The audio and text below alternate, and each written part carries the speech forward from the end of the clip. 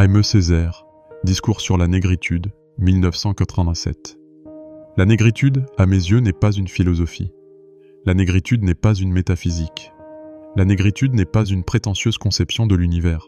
C'est une manière de vivre l'histoire dans l'histoire.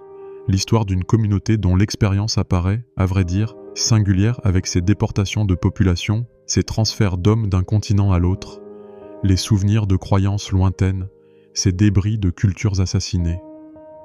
Comment ne pas croire que tout cela qui a sa cohérence constitue un patrimoine?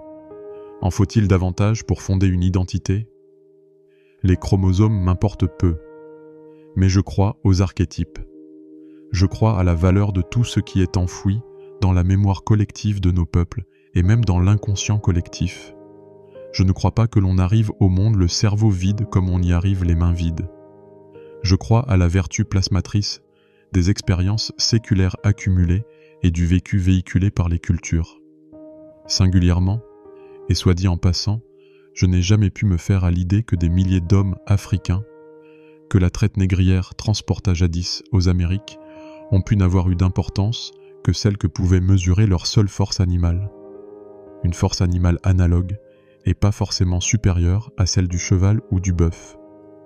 Et qu'ils n'ont pas fécondé d'un certain nombre de valeurs essentielles, les civilisations naissantes dont ces sociétés nouvelles étaient en puissance les porteuses.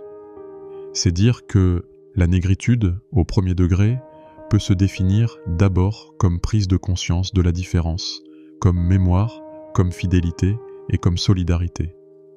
Mais la négritude n'est pas seulement passive, elle n'est pas de l'ordre du pâtir et du subir.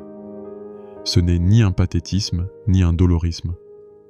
La négritude résulte d'une attitude active et offensive de l'esprit.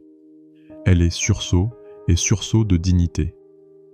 Elle est refus, je veux dire refus de l'oppression. Elle est combat, c'est-à-dire combat contre l'inégalité. Elle est aussi révolte. Mais alors, me direz-vous révolte contre quoi?